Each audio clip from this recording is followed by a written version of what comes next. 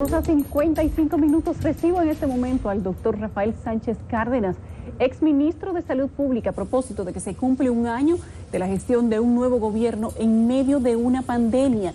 Y muchas cosas se han dicho respecto de la administración de la pandemia en el gobierno anterior. Además, quiero saber si han hecho los estudios para saber si el gobierno dice la verdad sobre la variante Delta y qué opinan ellos de este primer año del PRM. Doctor Cárdenas, buenas noches. Usted siempre es bienvenido aquí. Muy buenas noches, Yulisa. Un placer estar de nuevo en CDN. Primer año de gestión de un nuevo gobierno, pandemia, COVID-19, variante Delta. ¿A quién le tocó la peor parte de la pandemia, doctor? Bueno, indudablemente que al gobierno nuestro. O sea, la pandemia llega en un momento en que, como al mundo entero, no estaba preparado para enfrentar esa pandemia que nos llegó. En el caso nuestro, sin una infraestructura adecuada para atender la demanda que se venía encima, e incluso sin la infraestructura tecnológica, por ejemplo, en los PCR que han sido manoseados, de que posteriormente se han montado muchos PCR y cosas por el estilo. La República Dominicana no tenía una infraestructura ni el laboratorio nacional ni a nivel privado, sino que poco a poco, sobre todo el sector privado, y por eso la carestía de los PCRs iniciales, fue quien hizo las inversiones más rápidamente y se pudo ir ofreciendo un aumento progresivo.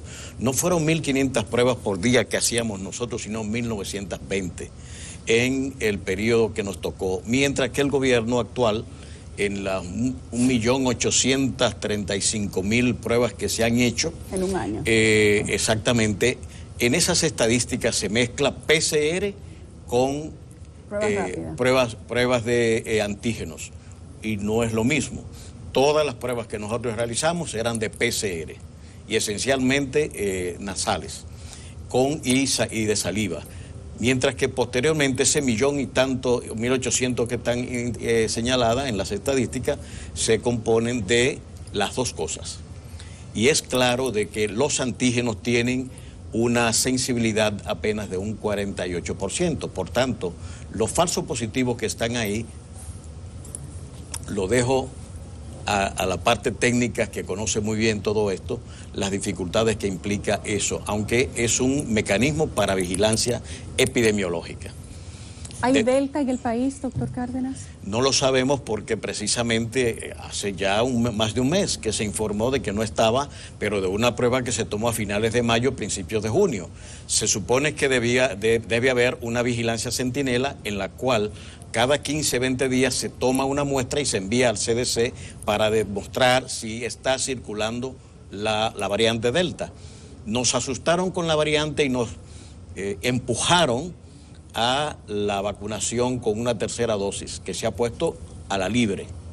No como acaba de hacerse en Estados Unidos, que está consagrada a pacientes que tengan comorbilidades. Lo mismo que ha hecho Israel. Nosotros no, sino que si usted decide ponerse una tercera dosis, pues usted va y se la pone. Cuando teníamos en ese momento alrededor de un 62% de la población que tenía una dosis o ninguna. Entonces, ¿qué decimos nosotros?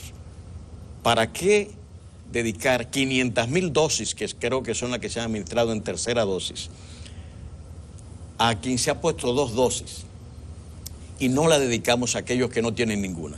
Porque se habla de que es necesaria la tercera por lo de las variantes que circulan en el país. Pero ellos informaron pero ellos no han informado que está presente. Pero hay otras, dicen que hay otras. Pero son las que siempre, como la Delta. Bueno, lo que se ha hablado es que las que están circulando acá han motivado la respuesta que se ha dado con vacunación. ¿Y qué estamos mirando nosotros? La mayoría de los vacunados se ha hecho con Sinovac. Y sin embargo, los resultados que estamos mirando es baja de la positividad en la medida en que la campaña de vacunación sube. Por tanto, si esto ha sido así, y es de esperarse en todos los procesos de vacunación, lo que teníamos que hacer cuando llegó Pfizer, desde mi punto de vista y desde el punto de vista de salud pública, era atender la cobertura hacia la vacunación colectiva, o lo que se llama inmunidad de rebaño, hacia el 80% que el presidente en su discurso del 27 de febrero dijo que a junio iba a mantener 80%, y estamos en un 50%. Pero eso ha sido responsabilidad ¿de quién, doctor? ¿De la gente que no ha ido a vacunarse o de que han faltado esfuerzos de parte de Yo diría que una combinación. Hay grupos que son antivacunas, sin lugar a dudas, como en todas partes del mundo, o personas que por diversos motivos no van. Pero yo creo que el tema de la tercera dosis, en un proceso que iba, yo diría, bonito, muy bien, introdujo una controversia que distrajo y creó cierta, digamos, incertidumbre, desconfianza en la población, que se sumó a los grupos antivacunas y a otros factores más que hay que tomar en cuenta ahí. Y en esto debemos decir que cuando hablan de 50% hay que tener en cuenta lo siguiente. Vacúnatera 7.8 millones más 1.3 en los que van de 12 a 18 años son 9.1 millones, más los haitianos. ¿Cuántos son? ¿Se están vacunando los haitianos? No, pero están aquí, porque el mapa no es geográfico, es epidemiológico. Están circulando por todos lados y están en apartamentos, están en todos lados. Que por deben tanto, ser vacunados también. Quienes están aquí deben ser vacunados. Desde el punto de vista epidemiológico, eso es mandatorio. Eso es mandatorio. Más las personas que están ingresando al país, de las cuales no tenemos... estamos hablando? Más 10.5 millones de personas. Pero tenemos muchas más vacunas que eso. Bueno, contratadas tenemos muchas más. Contratadas tenemos mucho más vacunas que esa. Según va llegando, pues se va avanzando en el programa. Y eso es bueno. O sea, el programa en sentido general, podemos decir, número uno, que ha sido positivo. Y yo diría que la gran exhibición que puede hacer el gobierno es haber logrado conseguir la vacuna e iniciar el programa de vacunación. Y eso es lo que ha producido lo que ellos están celebrando de baja de la positividad y baja de la letalidad. ¿Esto iba a ser así de manera inminente, administrar a quien administrara, doctor? Quien lo hiciera, es lo que se está produciendo en el mundo. En la medida en que los países avanzan en la vacunación, baja la positividad, baja la letalidad, baja las hospitalizaciones. Eso es universal, eso no es una creatividad dominicana, es sencillamente el acto de vacunar, de prevenir que eso implica. Entonces, lógicamente, si nosotros lo hubiéramos hecho, si hubiera habido vacuna en ese momento, pues íbamos a producir los mismos efectos. Mientras tanto, fíjese que la gran cosa que pueden exhibir, y es muy positivo, son las vacunas. Nosotros nos manejamos y tuvimos 86.347 casos, con métodos de salud pública y epidemiológico. Bueno, eran empíricos todavía, no había nada. No son empíricos, son los procedimientos epidemiológicos y de salud pública universales. Pero los tratamientos eran empíricos, doctor. En esa parte de la pandemia no había nada que fuera aprobado. Todo eso fueron procesos de creación que se fueron haciendo. Los algoritmos de tratamiento, de seguimiento, de manejo epidemiológico, todo fue un proceso. Por eso el inicio fue tan grande. Lo que ellos encontraron fue una plataforma diferente a lo que están diciendo, de que no había planificación. Una planificación que se hizo con la OPS, ¿entiende? Es decir, y aquí se institucionalizó el uso de mascarilla. Sí. Eso fue una cosa que nosotros logramos, precisamente. Más se desalojaron los hoteles, es decir, se cerraron los negocios. Hubo un encierro total. O sea que la cara fea le tocó al PLD, doctor. Nos tocó a nosotros. Y entonces ahora, a un año, todavía nos están enrostrando de no haber vacunado. Pero ¿cómo íbamos a vacunar? Si hubiera sido al revés el caso, si el PLD hubiera salido hipotéticamente antes de que entrara la pandemia, estaríamos hablando de una crisis de imagen también para el nuevo gobierno. O traducido de otra manera, ¿cree usted que afectó mucho al gobierno anterior tener el impacto de la pandemia, toda aquella parte negativa, quiebre de empresas, cierre del país? Desde luego. Cierre del turismo, poco dinero, la gente sin trabajo. La pandemia lo impactó todo, es decir, trastorno de la vida económica y social. Es decir, empresas que tuvieron que reducir sus empleos, empresas que cerraron, empresas que quebraron, porque hay que ver. O sea, que la pandemia fue más efectiva que la llamada de Pompeo, doctor Cárdenas. Sin lugar a dudas. Bueno, son dos procesos diferentes, pero vamos por la parte sanitaria, digamos. Es evidente que la pandemia tuvo un impacto sumamente negativo en todas las economías del mundo, en todas las sociedades, con un costo humano bastante alto. Y eso es válido para todas las sociedades. Es más, yo diría, ¿cómo entender que un país como Estados Unidos se convirtiera en el campeón en las estadísticas mundiales, teniendo los recursos, la tecnología y todo lo que tenía, y a mí me están reclamando cosas que se manejaron con pocos recursos, con una creación de información que íbamos prácticamente a la par de todos los países buscando respuesta, y yo creo que hicimos el trabajo en lo que teníamos a mano, y en la medida en que avanzamos en ese proceso, pues lógicamente pudimos lograr los resultados. Hay una cosa que se ha querido señalar, por ejemplo, los trastornos que en alguna medida se produjeron efectos de la pandemia, mortalidad materna que está disparada en este gobierno. ¿Está disparada la mortalidad materna? Absolutamente, y la mortalidad infantil. Se ha dicho, la pandemia afectó, sí, hay un impacto de la pandemia en los programas, pero le pongo la mortalidad materno-infantil, que desde 2017 venía descendiendo hasta el 2020, y sin embargo ya en 2021 ha vuelto de nuevo a subir.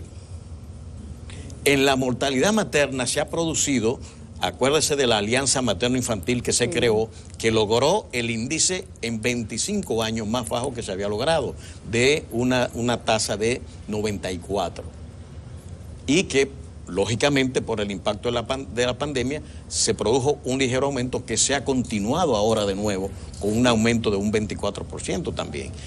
Hay un impacto sin lugar a duda dentro del fenómeno sanitario. El PAI, el Programa Ampliado de Inmunizaciones, que lo señalaba el ministro también como si fuera una falta. Nosotros dejamos la DPT en el primer trimestre del 20 llegó a un 104%. Y aquí lo tengo. ¿En cuánto estaba? Un 80 de difteria, la DPT, 83.4% en el primer trimestre del 20. Y el sarampión, rubéola y papera, un 114%. Y en el segundo trimestre de esto estaba por encima de 80 las dos. ¿Qué es la causa de eso? ¿La pandemia también? Es que esos son índices favorables. Están por encima de 80. Ahora, en este momento la data no ha salido y ya ha pasado un año y no la han dado. Y en lugar a duda, cuando usted ve la mortalidad materna, evidentemente que aquí se está dando un fenómeno de deterioro en esos programas y que quieren culpar al anterior gobierno de ello cuando no ha sido así. Pero ya tenemos un año, doctor, ya no se puede tirar tanta piedra para atrás. Después de un año, pues ya hay que irse haciendo responsable de las situaciones actuales, ¿no? Sin lugar a dudas. Yo creo que por eso decía que esta ha sido una celebración muy característica cuando usted ve toda la propaganda que se ha dedicado, que ha sido un tsunami propagandístico extraordinario para la celebración comunicacional. Pero cuando usted va en los hechos, si usted saca la vacunación, ese es el gran éxito en salud. Todo lo demás está desarticulado. Vigilancia epidemiológica, la caída tuvimos la difteria, bueno, estamos olvidando de ella con el brote de difteria que tuvimos. Es decir, todos los programas están debilitados porque todos los técnicos de recursos humanos fueron sacados de sus puestos de trabajo. En materno-infantil, las acompañantes que se montaron incluso con la pastoral de la iglesia, que tenían una función extraordinaria en el seguimiento de embarazadas, toda esa gente fue despedida y algunos de ellos metidos ¿dónde? En los programas de vacunación para COVID. Es decir, todo ese desajuste de recursos humanos que se dio, se ha querido decir de que la palabra fue especializaron. Nosotros dejamos uno de los programas de capacitaciones más amplios que ha habido en el Ministerio de Salud en todos los tiempos, incluso con 2 maestrías que se dieron en nuestra gestión. O sea, que las cosas no han sido exacto como se han dicho. Absolutamente. Fíjese que aquí tengo, por ejemplo, que la mayor parte del discurso del ministro era: a futuro prometemos. ¿Qué prometemos? Vamos a ver lo sustancial. Es más sustancial la promesa que los argumentos que está dando, como le acabo de decir ahora, sobre mortalidad, sobre el PAI, sobre PCR o cosas por el estilo. Es decir, y del plan de vacunación, que nosotros lo apoyamos, lo acompañamos y estamos de acuerdo con el plan, con la observación de la tercera dosis y no integrar digamos, un esfuerzo mucho mayor a las fuerzas y líderes que estaban haciendo y hacen oposición a la vacunación. Bueno, doctor. Ampliación y remozamiento de la atención primaria. Digitalización y conexión de las DPS, que la dejamos nosotros ya programada. Eso estaba programado. Creación de una red de ambulancias interurbanas. Un plan de reducción de la mortalidad mediante una red de hospitales especializados.